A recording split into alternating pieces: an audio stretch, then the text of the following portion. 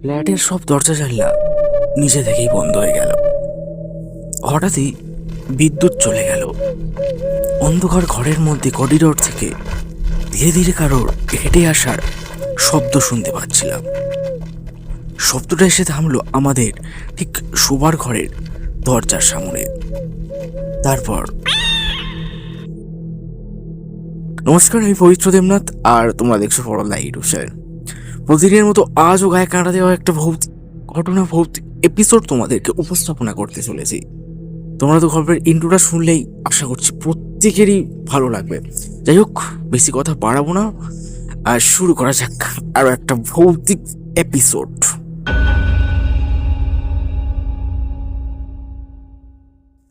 রাত তখন প্রায় 1টা।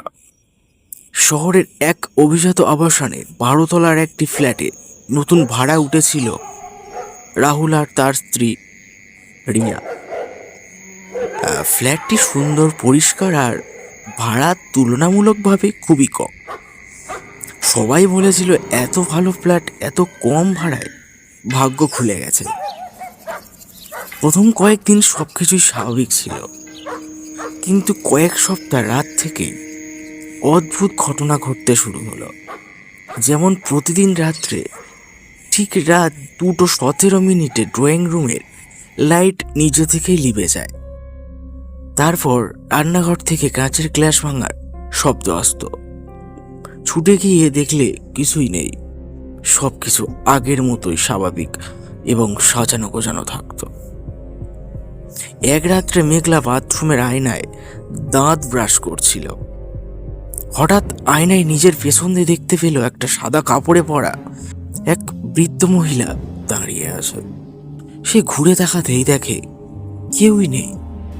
আবার আয়নার দিকে তাকাতেই বৃদ্ধাটি ধীরে ধীরে আঙুল তুলে বলল, এই ফ্ল্যাট ছেড়ে চলে যাও। আর রিয়ার চিৎকারে অর্ণব দৌড়ে এলো, কিন্তু আয়নায় তখন শুধু তাদের দুজনের প্রতিচ্ছবি, তাছাড়া আর কিছুই দেখা যাচ্ছে না। পরদিন রাত্রেই আরো ভয়ঙ্কর একটা ঘটনা ঘটল। ফ্ল্যাটের সব দরজা জানলা নিজে থেকেই বন্ধ হয়ে গেল।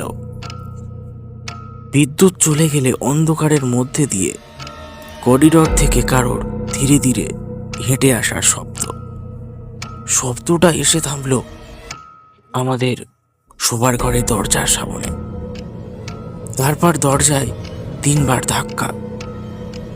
রাহুল সাহস করে দরজা খুলতেই বাইরে কেউ নেই, কিন্তু মেঝেতে পড়ে আছে বহু বছরের একটি পুরানো ছবি। ছবিতে দেখা যাচ্ছে এই একই ফ্ল্যাট, আর সেখানে দাঁড়িয়ে আছে এক পরিবার। ছবির এক কোণায় কালো কালি দিয়ে লেখা, আমরা এখনো এখানেই আছি। এরপর থেকেই প্রতিদিন রাত 2:17 সেই ছবির মানুষগুলোর সংখ্যা বাড়তে লাগলো।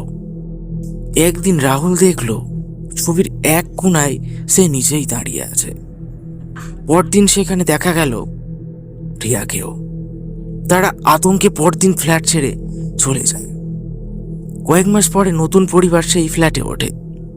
প্রথম রাতে সব ঠিক ছিল, কিন্তু কয়েক সপ্তাহ দিনের পর রাত 2:17 আবার ড্রয়িং রুমের লাইট জ্বলে উঠল, আর আয়নার ওপাশ থেকে ভেসে এলো এক ফিসফিস কণ্ঠ, তোমরাও এখন আমাদের সঙ্গে থাকবে।